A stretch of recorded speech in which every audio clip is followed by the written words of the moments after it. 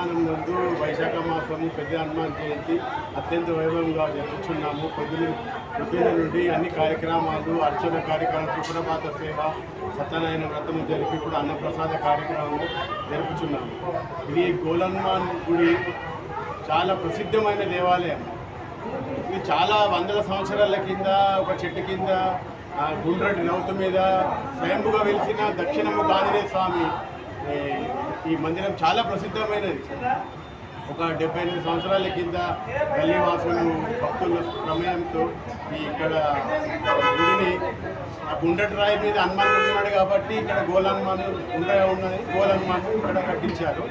ఇక్కడ ఏ సమస్య ఉన్నా వచ్చి సింధూరం బ్రిటిస్తా అని ఒక మొక్కు ముఖ్యస్థాలు వారి సమస్యలన్నీ ఆంజనేయ స్వామి అనుగ్రహంతో ఎటువంటి పెద్ద సమస్య ఉన్నది తీరిపోతుంది. ఇది నేను చాలా అనుభవంగా చెప్తున్న విషయం. మా స్నేహితులలో, బంధువులలో ఎటువంటి సమస్య వచ్చినా ఇక్కడ వచ్చి సింధూరం పెట్టి ఒక ముక్కని చాలు ఈ సమస్య చెప్పాను, అందరికీ జరిగిపోయింది.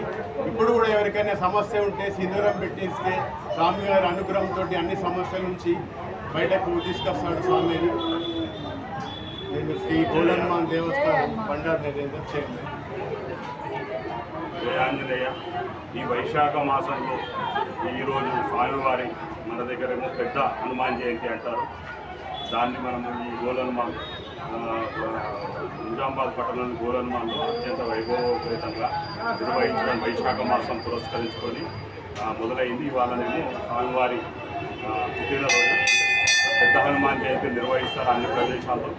అలాగే ఈ పెద్ద హనుమాన్ జయంతిని పురస్కరించుకొని ఉదయం నుంచే అభిషేకాలు, అర్చనలు అత్యంత వైభవంగా అర్చకులు నిర్వహించడం జరిగింది.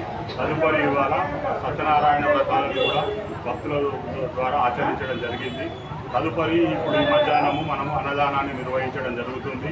దానిలో భాగంగా గోలన్మాన్ చైర్మన్ గారు, అలాగే మెంబర్ గారు, అందరూ ధర్మకర్తలు మట్టి అందరూ ఉండి, నేను మన దేవాలయ శాఖ ఇది కాబట్టి అందరం కలిసి ఈ పెద్ద హనుమ కార్యక్రమాన్ని నిర్వహిస్తున్నాము.